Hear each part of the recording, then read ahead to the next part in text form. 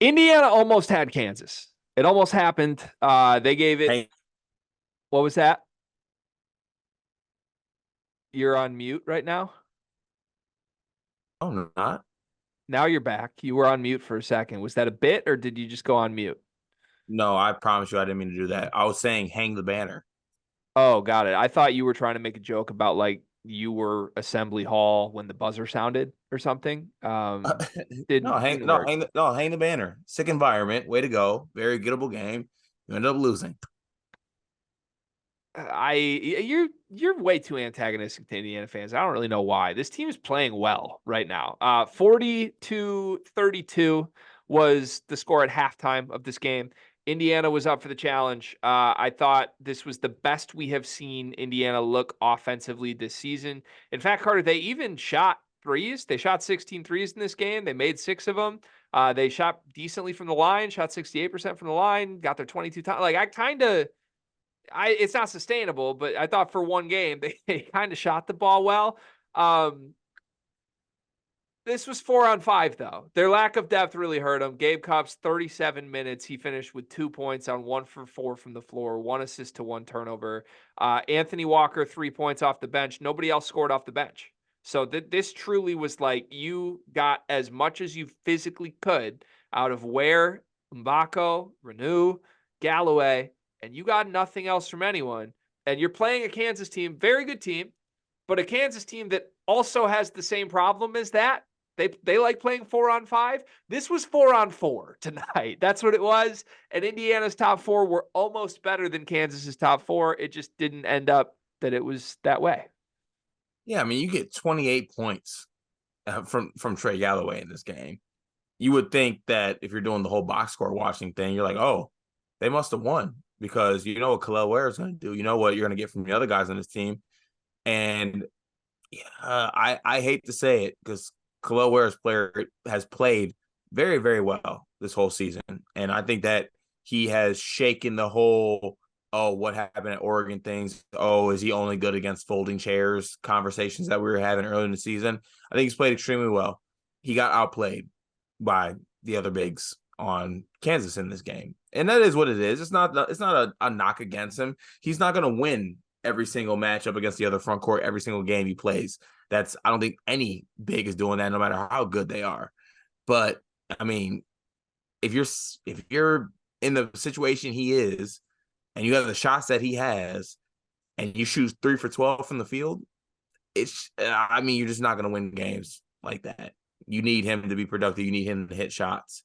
And he didn't in this game. And it also, the main point I wanted to come have a conversation with you on this game was close, like at the end. I don't know when it got tied, what exactly minute mark it got tied. I want to say it was within that last 4 minutes before the media timeout. But it came down to that time, and Kansas knew who they were looking to make plays. Indiana did not, in my opinion. Or maybe they did, but they didn't make those plays. I'd like to get your stance on that. I think that's right. I thought the sense of the moment got a little big for a team that doesn't have a real point guard. And I more than anything, I think we should give Trey Galloway a bunch of credit. I don't Oh, love oh, that. oh! Unreal credit. Yeah, Sorry, I don't mean to cut you off. He doesn't have to put up 28 every game, but the one main thought I came away with this game was that we should you should expect Trey Galloway to be a contributor every single game. yeah, yeah. We Like were really should disrespectful. he not be like a 12 to 14 point per game scorer given this team and given his ability? I would like to see it. Yeah. Look. I think we were really, really disrespectful to Trey before the game. We said this was a matchup between DeJuan Harris and nobody. No, that's wrong. You're not going to hear me talk like that about Indiana's guards the rest of the year. I will continue talking about Cardio Cups that way, and I'm sure I will have people tweeting me when Cardio Cups goes for like 7 points in 37 minutes instead of 2. But for the most part, like they have 4 players. Trey Galloway is a much bigger factor who has a higher ceiling than I realized, and I'll own that, and I'll remember that for the rest of the year. Quite frankly, like he impressed me enough in this game to make me believe that Trey Galloway could be really, really good. This team needs Xavier Johnson back desperately. And I think the reps that Trey Galloway's getting without Xavier Johnson could bode really well for him in a similar fashion to what happened with Hood-Schifino last year. Like Jalen Hood-Schifino had to go into the fire and figure it out because Xavier Johnson wasn't active. And then by the end of the year, Hood-Schifino was, I'm going to eat you alive, Hood-Schifino. Like that's all he did every game. And it made Indiana a totally different team. And look, Galloway is not going to get to that point. Galloway is not going to be their best player much this season. But if Xavier Johnson returns and Galloway can slide more into his complementary role, this experience having to do everything for the team from a perimeter perspective is going to work wonders for him. Like I see it. These reps are important. And I think you're right. At the end of the game, I thought it was the moment got too big. And I thought Kansas had multiple better options to go to from an individual go win us this game perspective. Like you can throw the ball into Hunter Dickinson and he knows what to do to score. You can just right now, you can just get the ball to Kevin McCullough in a variety of ways, however you want to dial it up. That dude is so good right now. And obviously DeJuan Harris is trustworthy. Indiana to me still, I think was kind of like, well, we've never really been in this spot where we're in a close game against a top 10 team in the country. Like, do we throw it to kel'el? Do we play through Galloway because he's on fire? Like they didn't know. They had no idea what they're supposed to do. Right. And you know, that's probably kind of expected because no matter what you think about Xavier Johnson and as far as like what he is ranks as point guards or something like that, I think you know that that's probably the guy with 4 minutes left who's going to have the ball in his hands and who's going to make the play. Whether that's good or bad, that's going to be the guy. So I definitely saw that in the last 4 minutes. And look, we're not doing the moral victory or the moral banners thing. There's no shame in losing to Kansas at home, to be honest with you. There's a little bit because I thought this was a very gettable game and you were leading, and the way the game unfolded, that brings a little bit of hurt and shame. But also at the same time, Kansas is a good basketball team. They are. So like losing to them is nothing to hang your head about. To me, Indiana is still currently the third best team in the Big Ten in my eyes. And, you know, they're going to be a factor coming into Big Ten play. But I kind of like the angle you're taking that if they can get Xavier Johnson back, despite what he does, give me Xavier Johnson's baseline performances with Trey Galloway, with the way the rest of the country in the Big Ten is playing. Like Trey Galloway playing like he did today and Xavier Johnson playing like take his baseline performances, that's probably a top backcourt in the Big Ten. I mean, that's asking that question. I'm trying to think of a quick metaphor for it. It's like, sorry. It's just like, you know, I go back to the little toddlers, right? Like my nephew is a top 3 Olympic athlete candidate in his kindergarten class. Like, is that supposed to matter? Like, I don't know. This conference stinks, dude. Like, yeah, I know. But I guess it's like top 5. I'm taking any backcourt with Doug McDaniel over that backcourt. I'm taking any backcourt with Braden Smith over that backcourt. I'm taking any backcourt with Boo Buie over that backcourt. I'm taking any backcourt with Tyson Walker over that backcourt. And now that I think about it, Bruce after that Thornton. question, also after that question, that doesn't even matter as far as like a full game. We're doing the whole split the game in the 4 minutes categories. I'm in the last 4 minutes, Indiana's team and personnel is towards the bottom of like where I want to go and who I want to go to win a basketball game. Yeah, in a really dicey game, you're scared about it. By the way, I think I was harsh on the Big Ten guards because there kind of are some good guards. Like Bruce Thornton and Roddy Gaylor is a great backcourt, and that was like the 5th one that came to my mind. So sorry. Yeah, Indiana's backcourt at best would be like 6th, maybe. That might be disrespectful to Wisconsin's backcourt right now. Might be disrespectful to Jameer Young right now. Maybe 8th, maybe 9th if they play their A game. Look, you said this isn't something for Indiana to be upset about. I disagree. I'm gonna take this spin.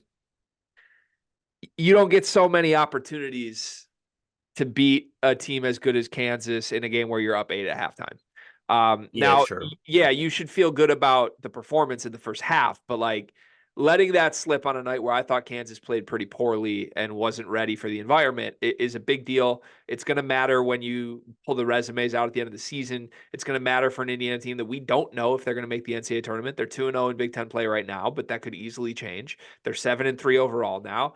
They've lost a couple games that would have been big resume wins now with Auburn and Kansas back to back. They obviously could have beaten UConn. It didn't happen. Their best win right now is Michigan. And Michigan at Michigan, honestly, is a pretty good win. We still don't know if Michigan's going to make the NCAA tournament. So at a certain point, you got to win something of substance. And this is one that I think on paper I didn't expect. I thought Kansas would have their way with Indiana. Didn't happen. And I think they'll kick themselves over it a little bit. What'd you make of the call? There was the big questionable call. Was the ball out of bounds? Was it not? What'd you make of it? You're gonna pull on. You want me to comment on stripes? I mean, I feel this was such a big moment in this game. We have to comment on stripes. I mean, can I take the easy way out here? Can I do that? Like it doesn't come down to that call. Yes, you can. Can I do that? You can. All right, I'm gonna do it right now. I'm sorry, I shouldn't do that because of how I stand on stripes. So, whichever way you feel about it, I don't think it was like an outcome changer. I think it's a thing you can look back on, but there's other moments you can look back on throughout the game that I think would have more of an impact than that one, to be honest with you. And I'm so sorry for that generic stripes answer, but it's where I'm at right now. Yeah, what are you like about to go play 30 minutes for for Mike Woodson with that answer? I'm not gonna be able to sleep tonight after that answer. I'm not kidding you. That just disgusted me, but that's how I feel. They yeah, I thought it was a bad call, obviously. Just thought it was a miss, but yeah, I'm fine with your stance of like, yeah, that wasn't why they lost, but it was a bad call. Last couple of questions for me. Who's Kansas's best player? Who's Kansas's best player? Who's Kevin Kansas's McCullough. best player? Kevin McCullough. That's what I think the answer is too. And you know why that matters to me? Because everything we talked about entering the season and everything we talked about when examining Kansas was we're not buying a team that Hunter Dickinson is the best player on. Is that the point? That's exactly the point. It's time. It's officially time, Cart. Hold on. Wait, we're doing this? We're buying Kansas? Listen to me. It's officially time because it is official as of December 17th, 9:30 p.m. Eastern on a Sunday night. You're about 6 mixed drinks deep. I'm about 3 Miller Lights deep. I hope it's 5 by the end of the next video. I'm buying Kansas. I think this could be a Final Four team. In fact, right now, if we have to do our Final Four game, which you love to do, I have Kansas in my Final Four. Hunter Dickinson is not the best player on this team. He's the second best player on this team. Kevin McCullough is a first-team All-American. He is the best player on this team, and that's no disrespect to Hunter, who's been phenomenal. This team has 2 of the top 10 players in the country, and their best player on a night like this in Assembly Hall when you need a victory is Kevin McCullough. That bodes so well for Bill Self and his team that he can just rely on Hunter to go be the consistent bucket getter that he is and not the guy you have to go to in crunch time when things get dicey every single time. You still have DeJuan Harris doing leadership stuff. You have KJ Adams being a physical force. All they need is somebody else to give them anything, literally anything. I beg of you. They should be holding open tryouts at whatever the rec league gym is in Lawrence right now. They need a 5th player, but if they get a 5th player, if they get anyone who has a pulse by March, I think this team can win a national championship. And I love how good Kevin McCullough's been and the pressure it takes off of Hunter Dickinson. I'm kind of with you on that. It literally takes one. Like, let's say in 3 weeks, Johnny Furphy turns a corner a little bit, just a little bit. Just a little. This team, just a little, just an inch, mate. Just like that's just a little inch, mate. That's gonna make a difference. Just a Matthew Dellavedova sized jump, bruh. Just an Andrew Bogut sized little step, and you're gonna get. That's a big step. Bogut's big. All right, meet me in the middle. Give me a Dante Exum step, okay? And we're there. We need Johnny Furphy to be Joe Ingles by February 20th, and then we're in. We are in. If that were Amazon priming Vegemite. Yeah, Vegemite stinks. Yeah, I'm in. I'm in on this Kansas team. I am. I truly am. And also, Crazy. Not related at all, but I'm gonna end the video with this. If I'm a wing, if I'm playing the wing in high school basketball, Kansas is the first school on my list. That's where I'm going. Oh, interesting. Okay, just because of their That is past where I'm. pros. That's just where I'm going. Like if you go there, you're gonna be a first team All American by the time you leave. Yeah, Jaden Akins. I hope you hear that. Jab counter. Congrats, Kansas, Indiana. Is Indiana a tournament team? Last thing, one word answer: yes or no? Do they make the NCAA tournament? No. I think they do. I don't know how they get there. I think they do. Subscribe to the Sleepers Media channel so you get all our recaps this season, everybody. So close, Indiana, but so far away.